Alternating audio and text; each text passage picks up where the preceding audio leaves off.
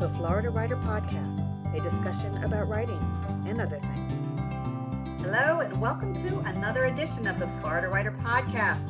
I'm your host, Allison Nissen, and today I am lucky enough to have with me Kathryn Gordon. Kathryn, could you give me a 60-second elevator pitch about who you are and what you write? I am a mother and a wife, first and foremost. And this is my first book. And it's a book I wrote with my husband, Jon Gordon, who is an author. And I wrote it because I started running into a lot of my friends that were separating or, going through a divorce. And I really felt like if we could stay together, Jon and I, because we had a lot of turmoil and illness and infidelity early on, then anybody can. So that was the premise for me deciding I wanted to write this book. And what is the title? The title is Relationship Grit. And GRIT stands for God, Resolve, Invest Together. Well, it's always nice when something has an acronym because then you can remember it better. Yep. Yep. All right. So you shared a little bit about why you would write this book, but I got a question for you. So your husband's already an author and a Yes. pretty well-known one. Any pressure there? Not really. I think it's probably the best position to be in because nobody's expecting any, they're not expecting much from me. I've never written a book before. So I think really the pressure should be more on Jon. And it was a really risk for him to write this book because it airs our dirty laundry. So not really. I really felt like I just needed to get it out there no matter how the message came out. I wasn't worried if it was going to be, of course I wanted it to be well written, but I wasn't worried about, I didn't have any expectations because I've never done it before, if that makes sense. So yeah, it was really about how can I get my message across in a way that can help other people. And I think as long as I kept my mindset and focus on that, it just flowed. So I'm going to share, and some of my audience knows this information about me, but I had lost my first husband when I was 37. So he'd gotten sick when I was 34 and he passed away at the age of 40, but it was 3 years later. And I can recall I was on a tennis team and a girlfriend of mine announced that she and her husband were getting divorced. And I was so distraught because I thought, well, here my marriage was ripped out away from me and you're voluntarily dissolving it. And I just remember that having such a giant impact on me in that particular moment. But I pleaded with her. I think I had tears in my eyes when I was pleading with her. And you know what? They stayed together. I love hearing that because what you start to find, and first of all, I didn't know that about your first husband, and I'm sorry to hear that. And you're right. It definitely gives you a different perspective, right? So, yeah. And I think probably, I bet as you started to talk to her and hear some of the issues, they could be resolved. And what did she tell you what those were, or did you see something glaring in that? This was a while ago and I don't really recall the details. I do think they were mundane problems. Things that are, communication, poor communication, lazy habits, things that we forget to really pay attention to, and we just let them slide and they just sort of slide right out the door. And the next thing we know, we become sloppy with each other. I'm not saying I'm perfect now. I'm remarried and everything is honky-dory, but still work. Of course. Yeah. Well, and that was it. And there's two things that that stood out to me the most as I started to talking to some of my friends and saying, what's going on? And one of them was they weren't a team. They weren't on the same team. They were competing with each other. And so, especially if they were both working, who has the harder job, who should be responsible for dinner. I mean, really basic things. But instead of being a team and saying, hey, I've got this tonight, I'm going to drive the kids, it became like a competition. So that was one of the biggest things that I found. And the other thing is, and I found this for myself. So, you know, I would be standing in the kitchen. My hair would be disheveled. I probably didn't get a good night's sleep the night before. I was making lunches, trying to get the kids out the door. Jon would come strolling in the kitchen for his breakfast, all, you know, cleaned up in this handsome suit with his suitcase and ready to fly off to some other, you know, place to give a talk that everybody wanted to hear him. And I would get, you know, sometimes this really pang of jealousy and you know, just I didn't like it. And I would want to cut him down. I would want to say something negative. And I noticed that, and I decided I was going to do the opposite. And I started to compliment him. And it was kind of hard at first, but he would beam from ear to ear. And the more I started doing it, the more, the easier it became, but it also made me feel a lot better. And so the other thing I think is we don't compliment our partners enough. We don't lift them up. You know, we're too busy cutting them down. So that's another big thing that I saw in relationships, which made me think these are simple things, but you know what? Our egos get in the way, or fear. I mean, one of the things that would run through my mind is, oh my gosh, he's going to be on a plane and there's going to be, you know, a professional woman and she's going to be all pulled together and he's going to be attracted to her. So it was my fear. And so when I really boiled it down to that too, fear. And let's face it, like right now with COVID, there's a lot of stuff going on and there's a lot of couples are struggling. And I'm starting to find it normally boils down to, you know, depending on who the moneymaker is, can I support my family? Will they still respect me? So if you start to communicate, you know, those kind of feelings, you find, again, very simple things to address, but people don't want to do it because they get stuck in their ego. So that's part of why we wrote the book. And so getting back to the writing process, did you have a routine that you and your husband shared? Yes. It started out in the beginning, and, you know, remember, I've never written a book before, and Jon would go into his office, we call it the cave. And so we both went into the cave, and I have a desk in the cave and he has a desk in the cave, and we started writing it separately. So he would write some things and then he would send the document to me, or, you know, the Google Doc, right? And then I would try to do my thing, but it started to get a little complicated. So we finally decided, you know what? We're going to do this on one computer. So Jon would sit down and write his parts. And then I would come and sit down. Of course, I had to read what he wrote and edit it because that's what I always do. And then I would come in and I would write mine. And so it just became a easy flow.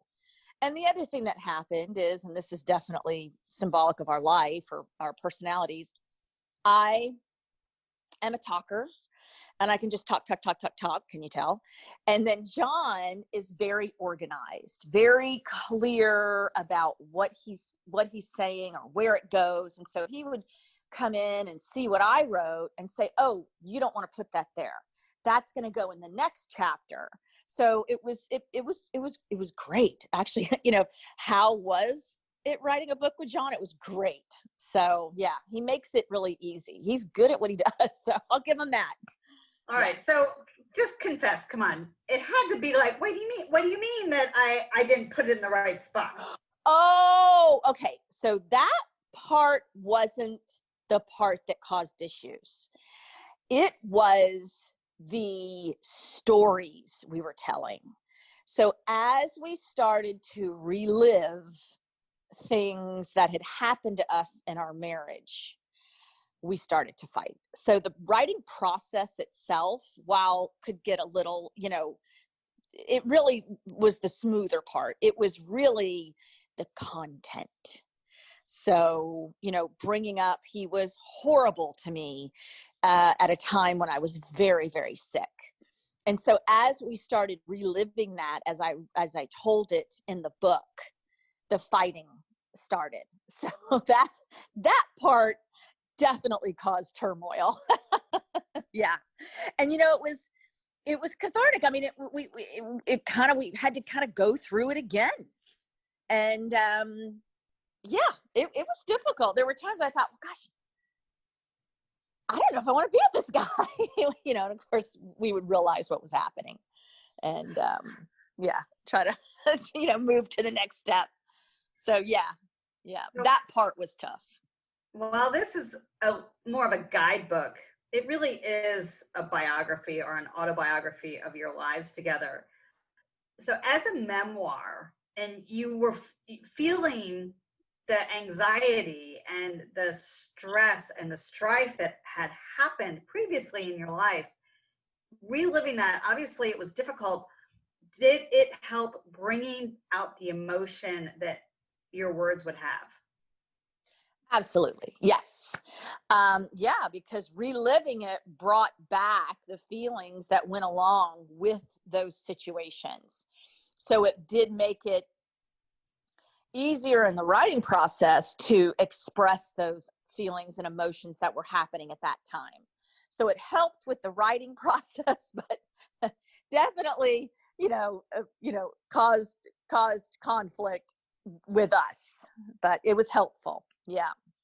Would you offer any advice for people that are sitting down to write their own memoirs and how they can capture some of that? You know what I did? I started looking through pictures. That, for some reason, I could bring up memories and things that had happened through certain time periods. So I would see a picture, I would pull up pictures and see a time that we went to Thanksgiving down at his mom's, and just a situation that had happened then. So for me, the recall would happen when I would look at pictures. So that was a good thing, And Jon and I would take walks. So we would take walks and talk about the different times and things that had happened. And so that was helpful to hear a little bit of his side about it as well. And that, of course, we're writing it together. So I guess if it's somebody on their own, I think more the pictures and journaling. Journaling's great. So I would go back and just start writing situations out. That was very helpful. As you're writing about your life and Jon's writing about his life, and you're coming together and you're sharing things, talk about the other people that are affected by the fact that you're sharing this journey, i.e. your children. Well, first of all, I'd love to say that my kids read Jon's books, or they're reading my book. They haven't yet. Well, they've read some of Jon's. Our kids we're pretty, certainly we would share things based on the maturity level. But, it's not like they've been in a closet and not aware of the fighting and the things that have happened with us. I think one of the things that we've been able to show our kids through all these situations that we've been in is that you can fight, you can have issues, and you can make up, and you can get along and have a great relationship. So I don't think anything negative ever came out of it. I don't know, maybe my kids would say something different. Hopefully we modeled what it takes to have a good relationship, in that we definitely communicated. That was one thing I always pushed for. Definitely harder for Jon to communicate. So I'd have to find that sweet spot or time that I knew he would open up. And it was definitely after he ate. He was a bear before he ate. So that was, something I found helpful. So as far as my kids, affecting them, I don't know if it affected them in any way, except maybe to just see that fighting happens, turmoil happens, happiness happens, and it's all a part of a relationship. Well, putting it out there for the world to read is a challenging thing. Yeah. When we wrote this, and definitely times when we talk about the infidelity part with Jon, Jon is not the man he was back then. So that was one thing, but we felt like it was very important to be real, because a lot of times nobody really wants to talk about what's really going on or what's happened. So it was hard, but he knew he had to share it. I think some of those parts we've had the biggest feedback, positive feedback, in terms of, wow, I didn't know you guys went through this. We went through this. I can't tell you how many people have reached out to us after they read the book and that we shared this, because I think people don't want to talk about it. So his brother read the draft before we sent it out, and he goes, I don't really know, man. I don't know if you need to be, airing that, but, and you understand why, they want to protect themselves, but, Jon was like, no, I need to say it. And we're both glad he did, because hopefully it's helping a lot of people. Well, Kathryn, this has been a very exciting conversation. How could people get in touch with you? Kathryn, it's Kathryn at jongordon.com. It's JON Gordon.com. I'm on Instagram at Kathryn Gordon, and Facebook, Kathryn Carol Gordon. So, Kathryn, are you ready to move into our rapid fire questions? Oh, I think so. Here we go. What is your favorite season of the year? Fall. I love pumpkins and fall leaves, and I love the crisp air, and I really miss that living in Florida. We don't get it as much. I grew up in Virginia, where we had a very distinct 4 seasons. So definitely fall is my favorite. I miss fall as well. So being in Florida and in Texas, I've been in California. I left the northern states when I was 22, and I haven't been back other than to visit. So I totally get it. Yes. Pencil or pen? Pen. All right. So I like pens too, but then I learned about the value of an eraser. Well, yeah. That's true. That's what I got white out for. White out. Well, that's a little old school, right? Remember that? I know. We have the typewriters. We have to push it back. We put that little piece of the little white thing. We have to strike it into the. Oh my gosh! Now we're telling our age. Right. Yeah, some people probably don't even know what that is. All right. You're exactly right. Final question. What is the animal you want to visit most at the zoo? I'd say tigers. Tigers? Yeah. I like tigers. And of course, we are Clemson Tigers, but not just that. I think they're beautiful. So yeah, the tigers. All right. Well, Kathryn Gordon, thank you so much for stopping by. Thanks for having me, Allison. I appreciate it. You all have been listening to another edition of the Florida Writers podcast. Allison out. Boom. We're done. Woo!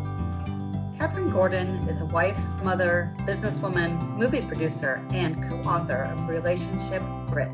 A graduate of Old Dominion University, Kathryn became a top producer in sales for several companies before deciding to follow her passion as an actress and model. After the birth of her children, she focused on raising them and helping to operate her husband's growing speaking and consulting business. With her children off to college, she has returned for her second act, investing in real estate and movies, mentoring women, supporting several charities, and writing and speaking to audiences about the keys to a great relationship. For more information about Kathryn, visit her at the Jon Gordon Companies. For more information about the Florida Writers Association, visit us on the web at floridawriters.com.